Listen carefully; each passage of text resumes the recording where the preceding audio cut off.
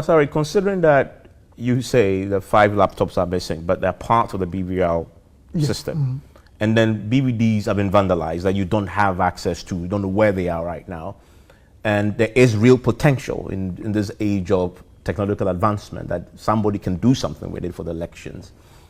You don't see the sense in what NDC is asking for. They give us the serial number so we can be certain that no other external device has been plugged into your system. No, Mr. Mensa, I know, and that we've accounted for every single device that you're when we did the using. registration, we bought 8,500 of the registration device, the biometric voter registration. We bought several of them. We are not using all of them in this registration. We are not using all of them. So that means the ones we are using now, we still have some there. So are you saying the EC will come and tell the Ghanaian people that 5 laptops are missing, and we want to use those laptops to register people? Who in the EC is going to do that?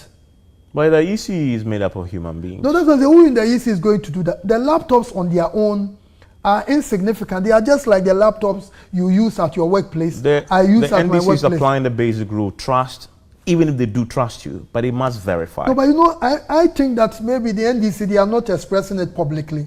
We organize their presidential primary elections, their parliamentary, and they themselves, when you engage them, they will tell you that they know as an institution they cannot do it on their own. Now the argument they trust is that the EC will do a better job. In their internal elections, somebody or the Electoral Commission has no horse in that race. In fact, they direct accusation. So that's the reason why we'll do it well. The direct accusation is that in the presidential election, you have a horse in the race, and that you've schemed to give the governing New Patriotic Party an advantage. That has been the accusation against you have been in this business for a long time. You've done this job for a while. When you look at our processes, anyone who tells you the Electoral Commission can favor Party A or candidate A is just misleading the public. Let me paint a picture of some of the things we do. When we finish everything, we do the nominations and we have the candidates. Everything we do with the parties. When we are printing the ballot papers, the notice of poll will be printed, which will be pasted at each polling station. We do with the parties. When we are printing the ballot papers, we come together with the parties and we tell them that we have what we call ballot statistics.